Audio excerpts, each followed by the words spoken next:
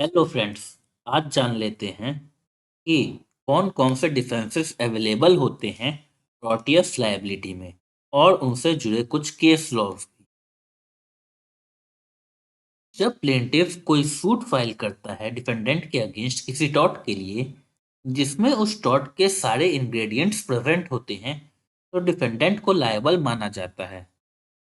ऐसा भी हो सकता है कि भले ही सारे एसेंशियल्स उस टॉर्ट के प्रेजेंट हो, लेकिन डिफेंडेंट कुछ डिफेंसेस की हेल्प से अपनी लायबिलिटी अवॉइड कर सकता है। वो डिफेंसेस हैं, पहला वॉलेंटाइन नॉन फिट इंजरिया, इसको डिफेंस ऑफ कॉन्सेंट भी कहते हैं। दूसरा प्लेंटिफ द रॉन्ग डूअर। तीसरा इनएविटेबल एक्सीडेंट। चौथा एक्ट ऑफ गॉड, जो विश मेजर के नाम से भी जाना जाता है। पांचवा प्राइवेट डिफेंस। छठा मिस्टेक। सातवां नेसेसिटी। और आठवां स्टैट्यूटरी अथॉरिटी। तो सबसे पहले जानते हैं वॉलेंटाइन नॉन फिट इंजूरिया के बारे में। तो जब कोई पर्सन अपने कंसेंट दे देता है, चाहे वो एक्सप्रेस्ड हो या इम्प्लाइड, कि उसके ऊपर हार्म हो सके, तो उस केस में उसके पास टॉर्ट की कोई रेमेडी नहीं होती है। दूसरे शब्दों में ये कह सकते हैं कि कोई व्यक्ति कंसेंट देता है कोई एक्ट करने के लिए, या किसी दूसरे व्यक्ति को परमिट कर देता है कि वो कुछ करने के लिए, और उस कंडक्ट के कारण उस व्यक्ति को चोट लग जाती है, तो वो डैमेजेस क्लेम नहीं कर सकता है टॉर्ट के अंतर्गत। उसकी सफरिंग्स उसके इच्छा अनुसार मानी जाती है।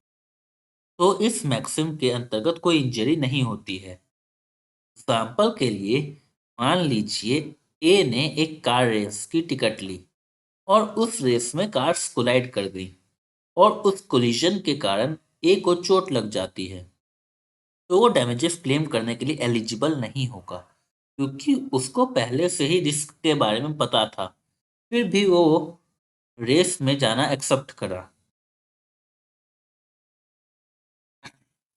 इस वॉलेंटाइन नॉन फिट इंजूरिया के भी कुछ एक्सेप्शंस हैं। पहला, वो एक्ट कानून द्वारा बैन ना करा गया हो।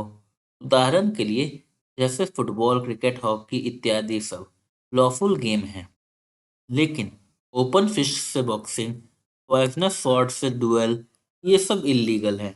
ऐसे ही कुछ डेंजरस प्रोसेसेस जो सिनेमा शूटिंग्स में होते हैं, उसमें ये मैक्सिम अप्लाई नहीं होता।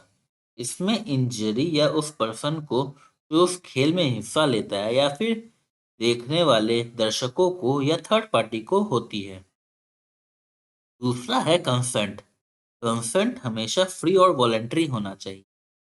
अगर कंसेंट फ्रॉड या कोर्शन से लिया गया है तो वो कंसेंट नहीं होगा। उदाहरण के लिए एक म्यूजिक टीचर ने अपने स्टूडेंट से कंसेंट ले लिया फ्रॉडुलेंटली कि उसकी आवाज़ इम्प्रूव कर देगा, और इसके बाद उस स्टूडेंट को उसने सिड्यूस कर दिया, तो म्यूजिक टीचर को लायबल माना जाए। तीसरा है नॉलेज। नॉलेज का मतलब जरूरी नहीं है कि वो कंसेंट ही हो। चौथा रेस्क्यू केसेस, जहाँ पर्सन वॉलेंट्रीली किसी के रेस्क्यू के लिए आता है, वहाँ ये मैक्सिम अप्लाई नहीं होता। और पांचवा है नेग्लिजेंस केसेस, जहाँ किसी दूसरे पर्सन की नेग्लिजेंस से किसी और पर्सन को हार्म हो जाए, वहाँ ये मैक्सिम अप्लाई नहीं होता।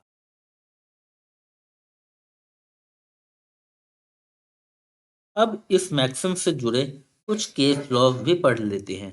तो पहला केस लॉ है Hall versus Brooklands auto racing club. इस केस के फैक्ट्स की बात करें तो प्लेंटिफ एक दर्शक था एक मोटर कार रेस का, जो कि ब्रुकलैंड में एक ट्रैक पे हो रहा था, जो डिफेंडेंट कंपनी का था।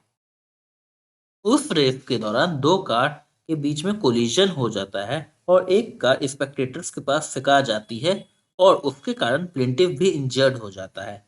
इस केस में ये डिसाइड हुआ कि प्लेंटिफ ने इम्प्लाइडली ये रिस्क लिया था इस इंजरी के, जहां ये डेंजर इस गेम में दर्शक फोर्सी कर सकते थे, और डिफेंडेंट को लायबल नहीं माना गया। दूसरा केस लॉ है Smith versus Charles Baker and sons.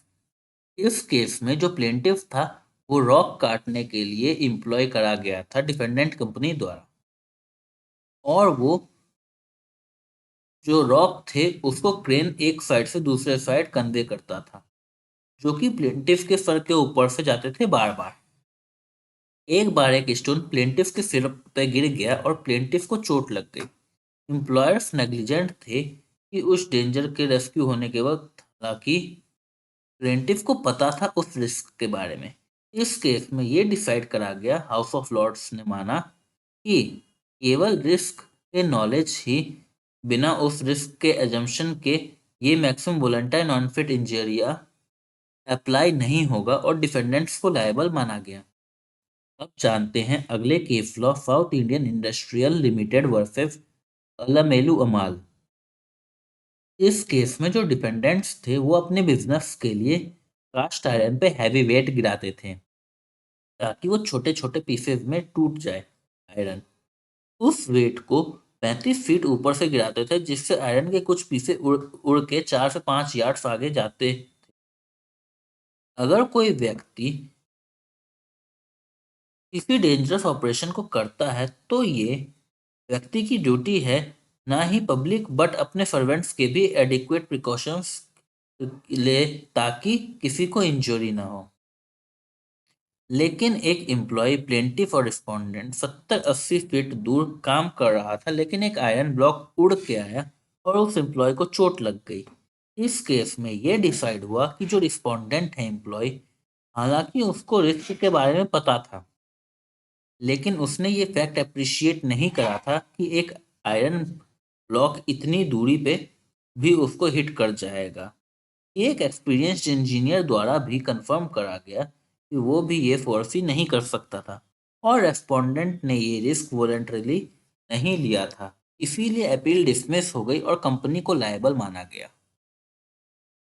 अगला केस लॉ है हाइम्स वर्सेस हार्वुड। इस केस में डिफेंडेंट का जो सर्वेंट है उसने अनअटेंडेड 2 हॉर्स के वैन को स्ट्रीट पे छोड़ दिया था। एक बॉय ने उन हॉर्सेस पे पत्थर मारा और वो हॉर्स भागने लग गए, जिसके कारण एक वुमन और चिल्ड्रन ग्रेव डेंजर में आ गए। एक पुलिस ऑफिसर ने जब वो देखा तो उनको बचाने के लिए हॉर्सेस को रोकने लगा, जिसके कारण उसे सीरियस इंजरीज हो गई। इस केस में ये डिसाइड हुआ कि डिफेंडेंट सर्वेंट नेग्लिजेंट था कि उसने रीजनेबल केयर नहीं करा कि स्ट्रीट क्राउडेड होता है और सर्वेंट जानता था कि कुछ नटखट बच्चे आसपास होंगे और वो कुछ कर सकते हैं जिससे घोड़े भाग जाए। कोर्ट ने डिफेंडेंट को लायबल माना और अपील डिसमिस कर दिया। लास्ट केस लॉ है Ramachandram Nagaram rice and oil mills limited versus municipal commissioners of Purulia municipality. इस केस में म्युनिसिपैलिटी ने आरएन विष्णुचरण के ट्रेडमार्क्ड मस्टर्ड ऑयल और कैनिस्टर सीज कर लिए थे, जो प्लेंटिफ कंपनी की थी। उन्हें बिजनेस का और रेपुटेशन का लॉस हुआ। जो प्लेंटिफ कंपनी थी उन्हें बिजनेस का और रेपुटेशन का लॉस हुआ डिफेंडेंट के आर्बिट्ररी, मैलिफाइड और मैलिशियस एक्शंस के कारण। इस केस में ये डिसाइड हुआ कि वो ऑयल जो था उसको इस स्कैवेंजर्स ट्रक में लोड करा गया मेहतार्स यानी स्वीपर्स द्वारा, जिसके कारण प्लेंटिफ उस ऑयल को बेच नहीं पाया प्रॉपर प्राइस में, जो कि उस तारीख पे 14 रुपए पर माउंट था। तो ये एक्ट था म्यूनिसिपैलिटी का, वो बहुत ही अनरीजनेबल और नेग्लिजेंट था। उस वक्त दूसरे मेथड भी अवेलेबल थे जिससे ये ऑब्जेक्ट अटेंड करे जा सकते थे, लेकिन जो म्यूनिसिपैलिटी ने अपनाया उस वजह से उन्हें लायबल माना गया प्लेंटिफ के लॉस के लिए और अपील को अलाउ कर दिया गया। तो दोस्तों, ये था वोलेंटाइन नॉन फिट इंजीरिया के बारे में और उसके कुछ एक्सेप्शंस के बारे में। तो आपको ये वीडियो कैसा लगा कृपया कमेंट करके जरूर बताएं और लाइक करना ना भूलें। विकिपीडिया को देखने के लिए धन्यवाद।